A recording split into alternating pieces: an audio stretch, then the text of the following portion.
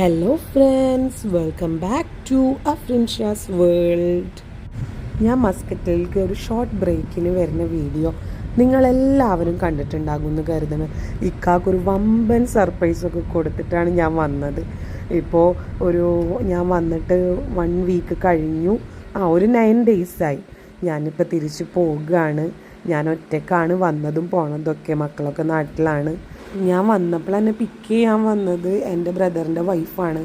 ഇപ്പം എന്നെ ഡ്രോപ്പ് ചെയ്യുന്നത് ഇക്കയാണ് കേട്ടോ. ഇക്കാനെ മിസ് ചെയ്യണത് ആലോചിക്കാനേ പറ്റണില്ല.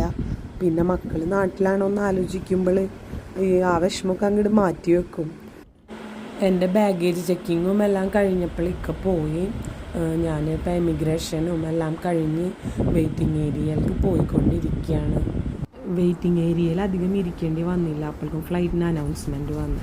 അപ്പോൾ പിന്നെ വേഗം തന്നെ അവിടുത്തെ വൈഫൈന്ന് ഹസ്ബൻഡിനും ബ്രദറിനും അതുപോലെ തന്നെ നാട്ടിൽ ഉമ്മച്ചിക്കും വിളിച്ചൊക്കെ സംസാരിച്ചിട്ട് പിന്നെ പതുക്കെ ഫ്ലൈറ്റിൽ കയറിയപ്പോൾ എൻ്റെ തൊട്ടടുത്ത് തന്നെ വേറെ 2 ലേഡീസാണ്. ഇതിപ്പോൾ കാണിക്കാൻ കാരണം എന്ന് വെച്ചാൽ ഞാൻ ഫ്ലൈറ്റിൽ കയറുമ്പോൾ എൻ്റെ ബാഗിലുണ്ടായിരുന്ന ചിപ്സാണ്. ഫ്ലൈറ്റ് പൊന്തി കുറച്ച് കഴിഞ്ഞപ്പോഴിട്ട് എൻ്റെ ബാഗ് വീർത്തിരിക്കുന്നു. അപ്പോഴാണ് ഇത് വീർത്തിരിക്കുന്നത്. എനിക്ക് പേടിയായി. ഞാൻ വേഗം അപ്പോൾ തന്നെ പൊട്ടിച്ചതായ എയറൊക്കെ വേഗം കളഞ്ഞു. അപ്പോൾ നമ്മളുടെ യാത്രയൊക്കെ സുഖമായിരുന്നു. വേറെ ബുദ്ധിമുട്ടുകളോ പ്രശ്നങ്ങളോ ഒന്നും ഉണ്ടായിരുന്നില്ല. ഈ പോണ 2 പേരാണ് എൻ്റെ ഒപ്പം സീറ്റിലുണ്ടായിരുന്നത്. നമ്മളങ്ങനെ ലാൻഡ് ചെയ്തു.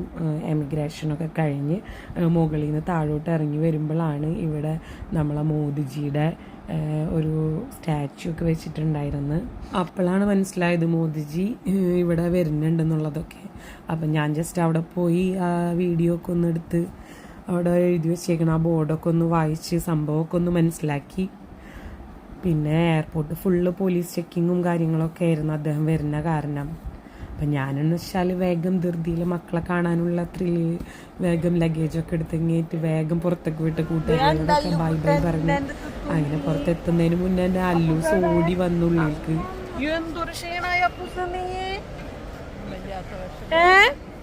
അങ്ങനെ ലഗേജൊക്കെ വണ്ടിയിലേക്ക് കയറ്റി നമ്മുടെ പതുക്കെ ഇവിടെ നിന്ന് വിടാണ്. പുറത്തൊക്കെ പോലീസുകാരൊക്കെ നിൽക്കുന്നുണ്ട് കേട്ടോ. അപ്പം മക്കളതൊക്കെ കാണിച്ചു തരുമായിരുന്നു.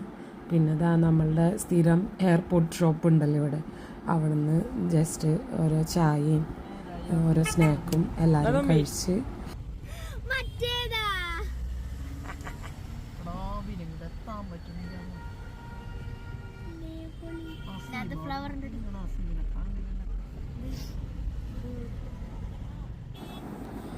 അപ്പോൾ ചായയൊക്കെ കുടിച്ചിങ്ങിയിട്ട് നമ്മൾ പതുക്കെ അവിടെ നിന്ന് പോന്നിട്ടാ. അതേ തുത്തും മല്ലും കൂടെ ലിപ്സ്റ്റിക്കുകളൊക്കെ പരീക്ഷിച്ചുകൊണ്ടിരിക്കുകയാണ്. ഞാൻ അവരുടെ ഫേവററ്റ് സാധനം അതാണ്.